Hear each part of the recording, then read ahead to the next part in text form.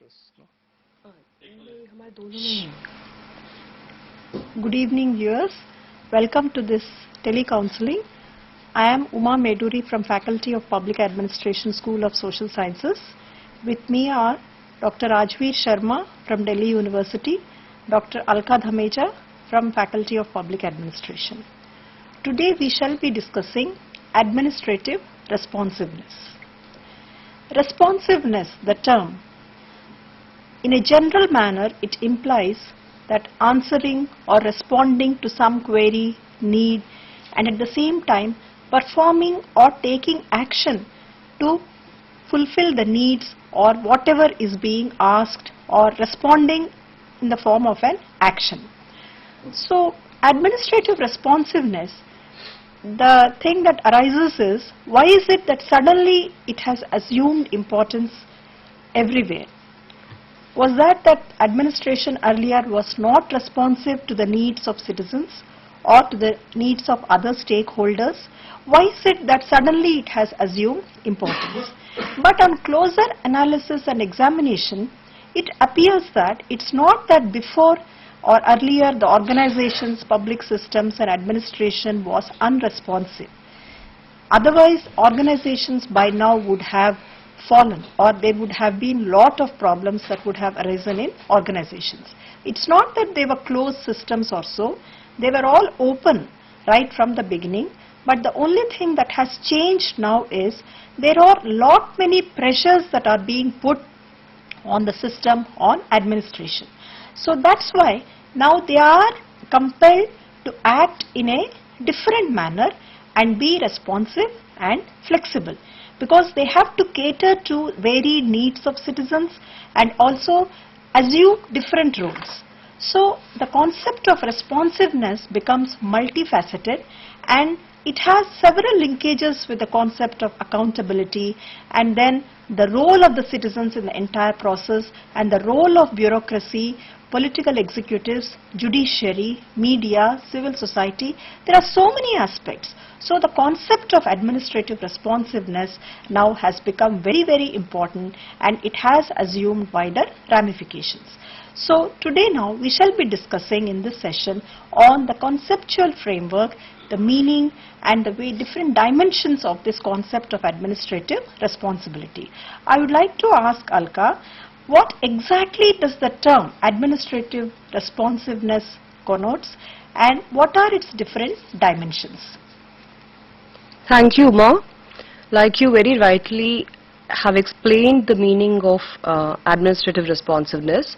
Responsiveness, all our students know, is how to respond, how to reply, like you said, how to be answerable for your actions and deeds. So when you talk about administrative responsiveness, you talk about government's way of responding to citizens' queries, citizens' concerns and citizens' grievances. So responsiveness basically is government's answerability for its actions towards the citizens. But it is not a one-sided affair. The citizens who expect responsiveness from the government also have to be in the know of their rights and duties. They also should know about the limitations in which the government functions. So a broader definition of responsiveness takes the government on one hand and citizens on the other hand, and then try to see how they actually respond to each other. So this has been the definition of responsiveness ever since that we started with our administrative reforms procedure. But in today's context, as Dr. Uma Meduri has said, the connotation is a little different, as the providers are different. The providers earlier were just the government, and in the mixed economy setup of India, we also had private sector playing its role, but to a limited extent. But now we see that public sector is opening up. There are private sector which have entered the domain of government activities. Many things have been privatized, which were earlier only the bastion of the government. And also the other actors like the NGOs or the civic sector, as we say, are also entering into the picture. And there is a whole potpourri of service providers. So in in this sense, if you juxtapose the definition that I have mentioned earlier on the present context, you see that now it means the responsiveness of each and every service provider towards the citizens and also towards each other. So it has a lot of nuances and subtleties involved in the definition, and it is not a plain definition of one government or say one private sector being responsible to the citizens. So in the present context, responsiveness would include everything. It would include accountability, it would include responsibility, it would include trust, it would include confidence, it would include participation. In fact, it would be the entire administrative culture that we would be talking about. And I think, as Uma has rightly mentioned, that it is not that our system or our government or administration has not been responsive in the past. In fact, we've always strived towards responsiveness.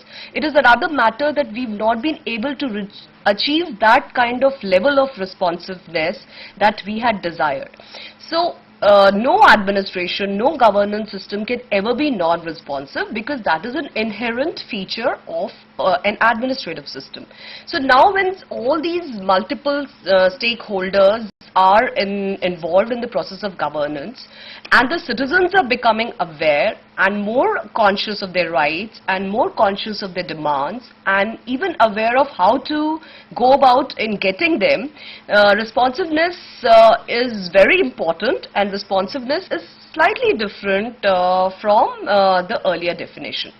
Now, as far as the dimensions of responsiveness are concerned, and Dr. Rajveer will be elaborating on it later on, we normally talk about, as we all know, legislative responsiveness, which can be in the form of the parliamentary questions, the discussions, the specific motions in the parliament, the different committees that the parliament appoints to look into citizens' grievances and other governance matters. So, and then there is executive responsiveness or accountability, which talks about all the headquarter organizations being responsible for their field operations, how they supervise and monitor their field operation, how bureaucracy controls the street level bureaucracy and the grassroots organizations. Then there is judicial responsiveness, which Uma will also be taking up later, in the form of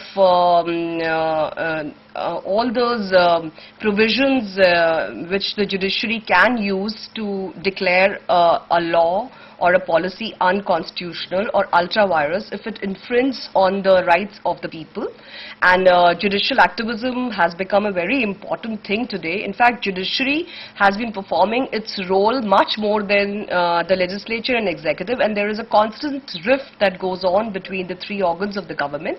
But anyway, even the tussle and the outcome of the tussle leads to responsiveness. Then there is a fourth type of responsiveness, which I would say can be called responsiveness through public scrutiny. And like I mentioned before, public now is not the kind of public that we've had all these years. Earlier, we did not have involved citizenry. Basically, we were very happy about, passively receiving the goods and services provided by government and other sectors. But now the citizens, because our literacy levels are going up, the citizens are getting more and more aware and are demanding their rights and what their expectations from the governments have risen. Media also plays a very important role in the sense that media every day, most of the media channels have programs which deal with citizens' grievances. They highlight them, they involve citizens, and media has become a platform for the citizens to air their grievances. So this kind of public scrutiny which happens through the citizens, the media and the civil society actors is also very important, and maybe was earlier not included to that extent in the earlier definition of responsiveness. So responsiveness basically is how the government, and in today's context the other actors involved in provision of goods and services to the citizens, how these multiple actors respond to the public and see to it that their demands are met and their services and the goods provided are up to the level up to the mark. And this they do through various controls. There can be internal controls and external controls. Internal controls, every organization goes through its own setup. There is hierarchy in organizations. There is a unity of command. There is span of control. Through these kinds of mechanisms, organizations do try to control their employees and do try to see that they respond to the needs of the citizens. External controls are what I mentioned, can be done through public scrutiny, through the media. So this is largely a broader definition of responsiveness. There are people who think that responsiveness should be differentiated from accountability and again from responsibility. Accountability, many feel, is more external, and responsibility is more to do with your inner values. It has a normative connotation. But these kinds of differences, of course Dr. Rajvi Sharma will talk about it now, these kinds of differences I feel are very superficial, and basically what we want to know is, what we are trying to do is make government more accountable to the citizens. So accountability, I feel, responsiveness entails all these things, and we should not go into the semantics of the issue and really differentiate between the different facets of responsiveness and try to look at a problem more comprehensively. Now coming to the question that Uma Meduri had raised in the beginning, that why is it that we are talking so much of responsiveness now? As our administration, as I mentioned, was always responsive. Then some of it I've already mentioned. There are many things that are changing. There are global pressures. The Bretton Woods institutions like the World Bank and IMF are trying to tell the developing countries to structurally adjust so that they can give their loans to them. So their demand is to overhaul the entire public sector system. So we are seeing a lot of public sector reforms. Public sector is corporatizing, it is opening up. We can see a lot of deregulation. Many other actors are coming into picture. Then I've already spoken about the media and how it is pressuring the citizens and the system, the governments and other actors to respond positively to the citizens' demands. Then most importantly, there is IT influx. Information technology has really brought about, I won't say a sea change, but a change to some extent, at least in urban areas. Now every government site has web portals, and it expects citizens can just go to the site and register its grievance or register its query, and the government official is supposed to answer those queries. So where there is an access to computers and where people are computer literate, information technology is playing a very important role. And moreover then, with all these changes like Citizens Charter Acts, which has really revolutionized the standards of service, and then the passing of the Right to Information Act, that has also made a lot of difference, and people are protesting and they're finding their manifestation of protests in the forms of various acts. So all these changes that are happening are making government work harder towards ensuring responsiveness. So I think the definition would be clear to you by now, and why we are talking so much about responsiveness. Now I would like to ask Dr. Rajvi Sharma about basically some of the points he would elaborate, that what are the attempts that have been taken so far to ensure responsiveness, and how it can be really improved in the present context. Well, thank you, Alka. I think very basic aspects have been cleared by you and Uma very well. But let me state that so far as responsive administration is concerned, it is basically an extension of accountable administration. It is a broader kind of a concept, and you rightly said that there is no need to go into the semantics of the differences. But the fact of the matter is that responsive administration concept emerged because of the growing frustration amongst the people so far as the performance of bureaucracy and performance of administration was concerned. It was disenchantment of the people, and basically the bureaucratic the delays, the bureaucratic indifference, the suboptimal use of resources, corruption, and at the same time behaving like an autocrat and without really referring to the needs of the people. So it was to correct this scenario that this concept of responsive administration emerged.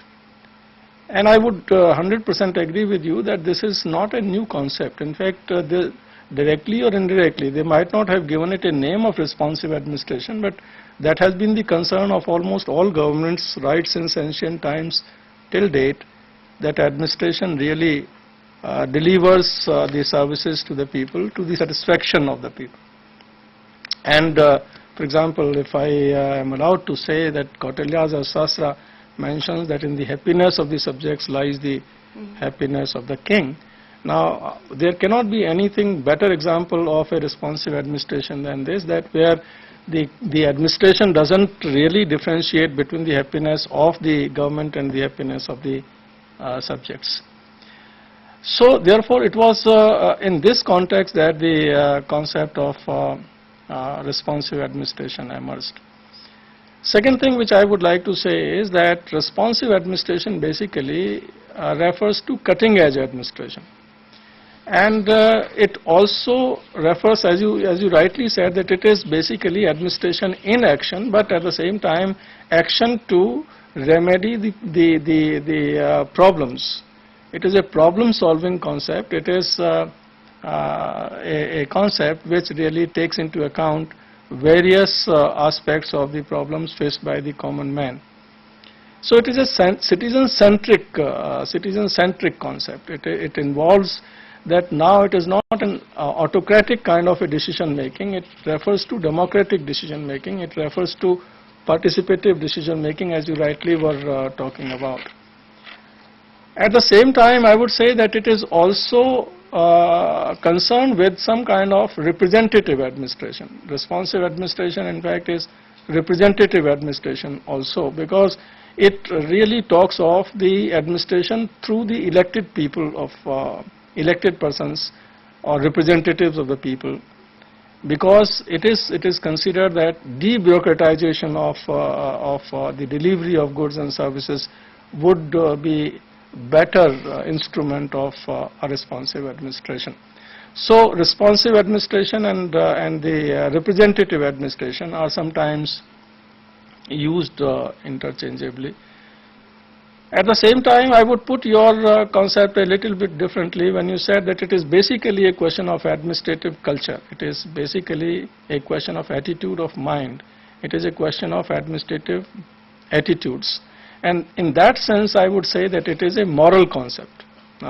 This responsive administration is a moral concept. Now, in order to provide hassle-free government to the people, in order to provide the services to the people more efficiently, more effectively, and in a cost-effective manner, we are talking about responsive administration, that it should really take into account, they should respond to the felt needs of the people rather than acting as the masters and the guardians of the interest of the people. They must in fact act as partners in decision making. So administration has to be democratic, and I perfectly again agree that it is basically the democratization of the societies, the role of the free press, judiciary, and the development of various other factors which has led to the emergence of this responsive administration. In India, the focus on responsive administration in fact was felt since 1996 when there was a Chief Secretary's Conference on the action plan for effective and responsive administration in the country. And they prepared an action plan in 1996. It was again in 1997 that there was a Chief Minister's Conference to ratify this action plan prepared by the Chief Secretaries. And since then, a number of steps have been taken to make Indian administration responsive insofar as efficient delivery of services and goods is concerned, or effective delivery is concerned. The first question that comes up is that a common man at times is very much perturbed about the indifference of bureaucracy, and therefore there is a piling up of complaints against either inaction or no action or delays, or merely asking the common man to have rounds of the offices a number of times. So against the very agencies, providing services, like whether even if it is the connection of electricity meters, a common man doesn't know basically as to why there is a delay, and despite the fact that he has deposited the required fees and all formalities have been completed, and even then the meter is, say for example, hypothetically is not installed. Now such kind of grievances leads to irritation in the relationship between the government and the citizen, and the administration and the citizen. Therefore, if you really want to remove the irritants in the relationship of the administration and citizen, and if you want to really promote some kind of a cooperation, understanding between the two, then it is necessary that there should be some mechanism to redress public grievances. Now, a number of steps have been taken even in this regard, that public grievances should be redressed, and beginning with the establishment of a director of public grievances in the cabinet secretariat, and each ministry at the level of the center and in majority of the states have also appointed the directors of public grievance redressal for that purpose. So therefore, a mechanism, a machinery for redressal of public grievances is in existence. At the same time, there are certain other forums as well which deal with the questions of delivery of service, or you may say even the provision of justice to the people, or the redressal of grievances. For example, as you were talking about, that there is a growing awareness amongst the citizenry, and one of the results is the consumer movement in the country, and consumer movement in fact is the result of not only law but also the global kind of pressures, and also the pressures from the civil society and the pressures from the press, as the consumer should be treated in fact as the king. Whether he is or he is not is a different matter, but the efforts are being made that the consumer should really be treated as a king. So therefore, responsive administration in fact accepts the sovereignty of the citizen, right? And if the sovereignty of the citizen is accepted by responsive administration, then the movements like consumer rights or human rights is one of the very positive kind of developments in the country, where the interests of the helpless even are protected. The rich and the powerful can protect their rights anyway, but the law must apply equally to all is the basic essence of responsive administration. That is, equal treatment of all people in the eyes of law is one of the requirements of our responsive administration. There should not be any kind of arbitrariness in administration. There should not be any kind of discrimination. It is because of these arbitrary decisions and discriminations that grievances crop up, that grievances emerge. And therefore, against this arbitrary use or abuse of power or discretionary powers, the redress system has been established.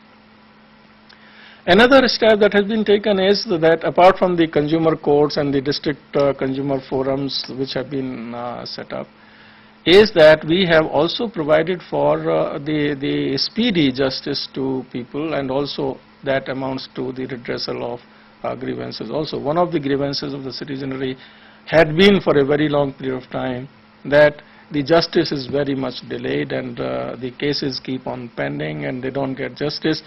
And therefore, to deal with these kind of issues, not only that the judiciary is responsive to this kind of a demand, but Lok Adalats have been set up, and the Lok Adalats in fact are serving as an instrument of both the delivery of justice on a speedy basis and also as a mechanism therefore of the redressal of public grievances, if I can say so.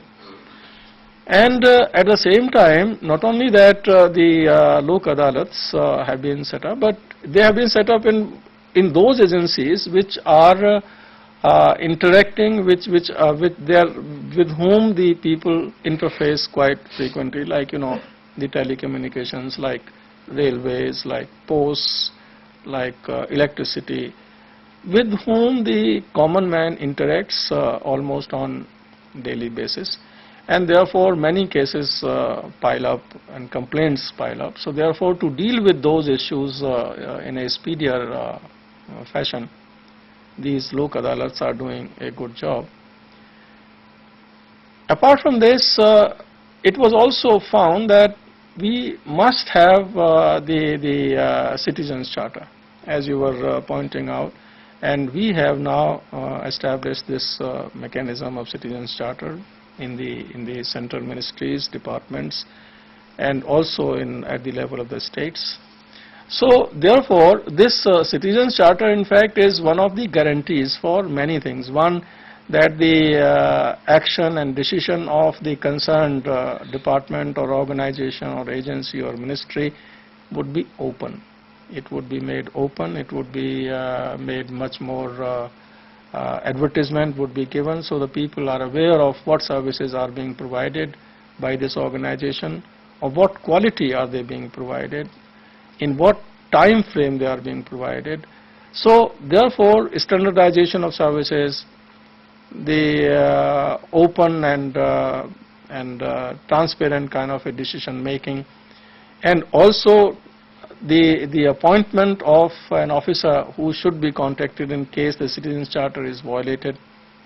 So in a way it is a system which emphasizes on innovation, it emphasizes on improvement, and it also functions to in fact correct the wrongs. In fact it is a system. Responsiveness is nothing but to admit that wrong has been done and to take corrective steps so that that wrong is rectified. That is responsiveness, that we accept that wrong has been done somewhere if it is pointed out, and to rectify or to make it work, that wrong is removed. It is in this sense that this Citizens Charter functions. But at the same time we find that there are at times, though it is not that it is always in all cases and in all organizations, but the fact is that at times the system exists, but is still it becomes a victim of the bureaucratic functioning and bureaucratic behavior and bureaucratic procedures. For example, we find that even in police there is a Citizens Charter. In each police station there is a board, but a common man doesn't know where it is placed, and therefore he doesn't know what is in fact is the Citizens Charter of the police, or what services is he entitled to from the police station or say from the district police. In fact that should be very widely displayed, and it should be displayed in a manner so that anyone can read and know as to what are the services the police station or the district police is going to provide, and what remedies the citizen has if there is a violation by anybody of that Citizens Charter. Similarly, there is no allocation of money to propagate the concept of Citizens Charter of a department or of a ministry. In fact, there is a need for providing some kind of monetary assistance to the ministries and departments. There should be some allocation separately of the money. That is not there. So the expenditure on awareness generation is almost non-existent, and therefore that is also acting as a hindrance. The third is that there is a need to train. There is a need to train even the officials about the concept of Citizens Charter. It is not merely a technical exercise that you purchase a board or you purchase some kind of a canvas and write some kind of a mission statement and your job is over. This is not Citizens Charter. Citizens Charter is where the officials understand the goals, the officials understand the philosophy, the officials understand the rights and claims of the citizen on them. That is what Citizens Charter is. So therefore, there's a need to change the mindset of both. As you rightly said, that even citizens should understand the limitations you were saying, and I agree that we must also appreciate the constraints. But most of the time, the citizen is at the receiving end, and the administration takes it as if it is their right to treat the citizen the way they like. It is in this context that this Citizens Charter was conceived, and this Citizens Charter was implemented also.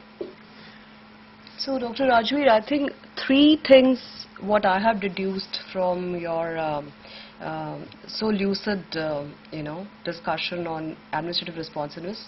In fact, we all wonder what exactly is the difference between the earlier connotation of responsiveness and the new connotation of responsiveness. Dr. Uma also earlier mentioned that it is changing, but from your discussion, at least now we know that at least in three senses, I feel it is definitely changing. That I actually feel that earlier administration, and I hope you will agree with me, administration was so concentrated on organizational efficiency, internal reforms in organization, that it was not really taking into view the larger picture of environment. And like you said, that environment is changing because administration is really taking into cognizance of what is happening at the level of citizens, at the level of media, at the level of information technology, at the level of global reforms also, like you said.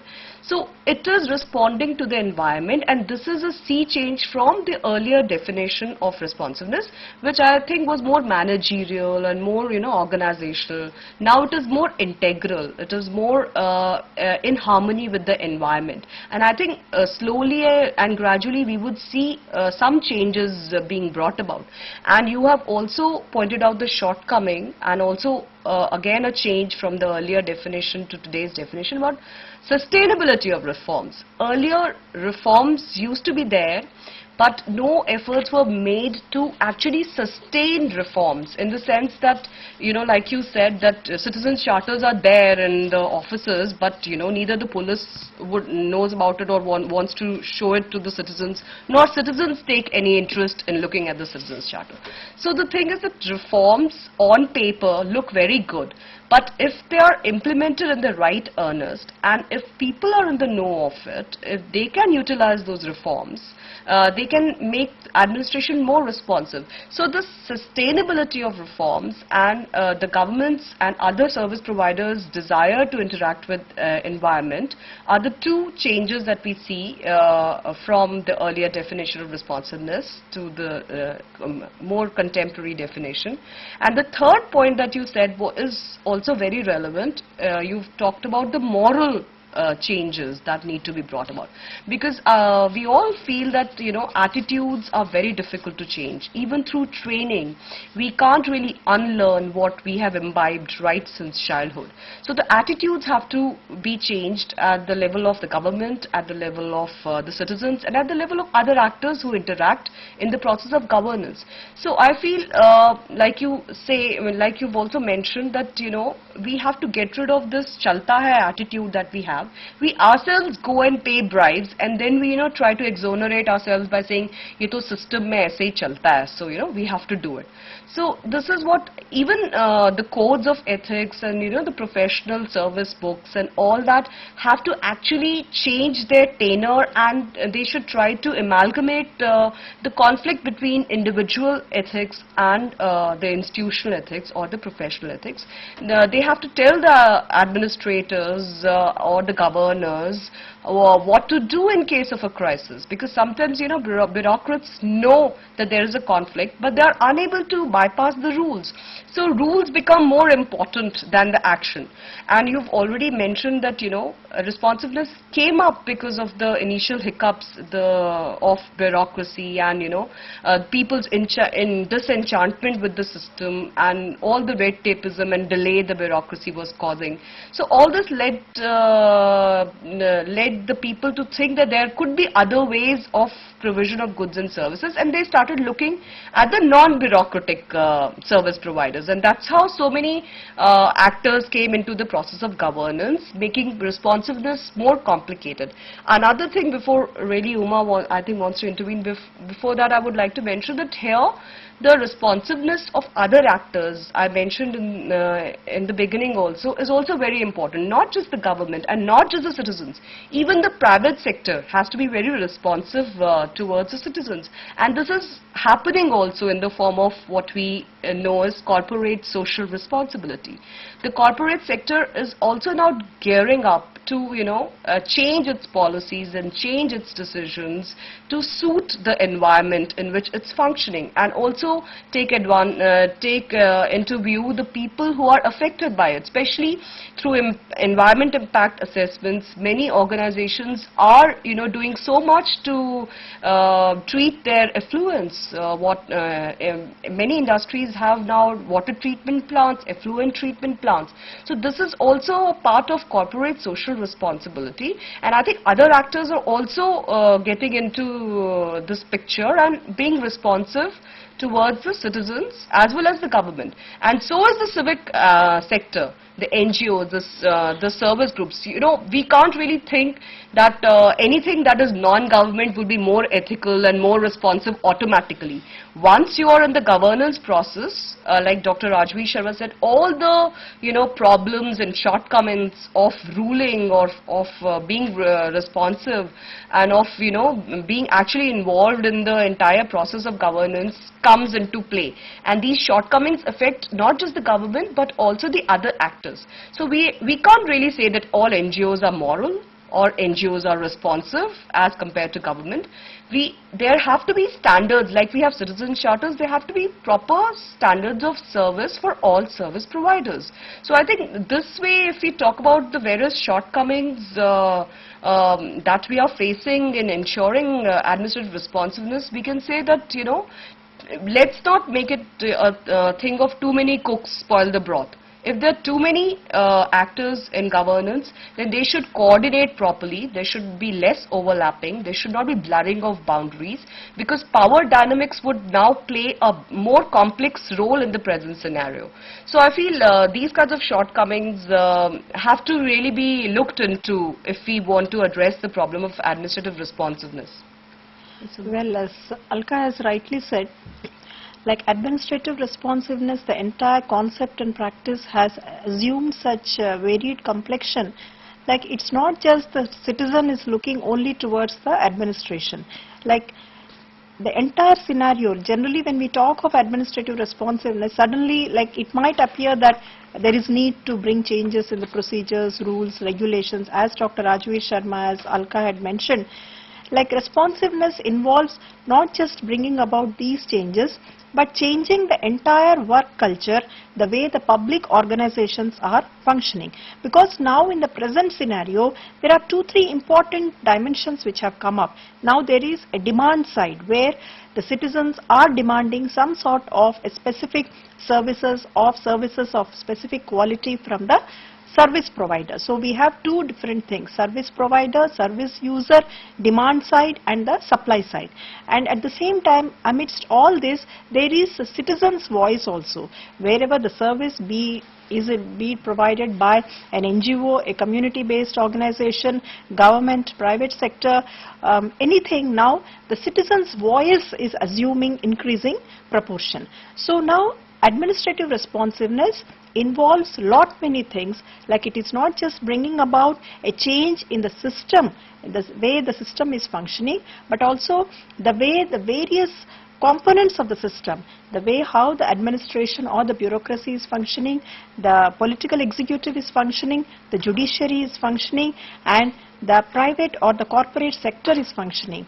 Like we all know how judicial activism is increasing day by day, but at the same time it is also posing a lot of problems. So as Alka has rightly said, since we have too many stakeholders in the entire process of governance, in which responsiveness is a key component, like we need to have a proper mechanism or institutionalize certain things where there is no duplication of efforts and there is coordination, with the ultimate goal being to be responsive to the needs of the citizen and see that at the end of the day the citizen is happy and contented with the services being provided by any stakeholder. I would like to thank Dr. Rajveer Sharma and Dr. Alka Dhameja for giving such interesting and very in-depth insights into this entire concept of administrative responsiveness. Thank you. Thank you. Thank you.